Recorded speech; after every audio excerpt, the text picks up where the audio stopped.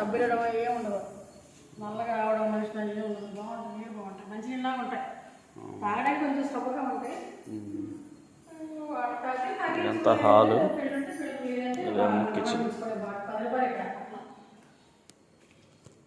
Kitchen ఇది, cupboards,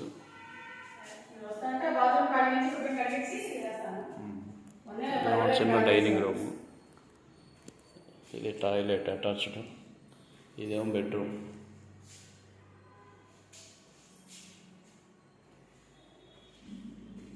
ఇదంతా hall, ఇదేమో రెండో బెడ్రూమ్.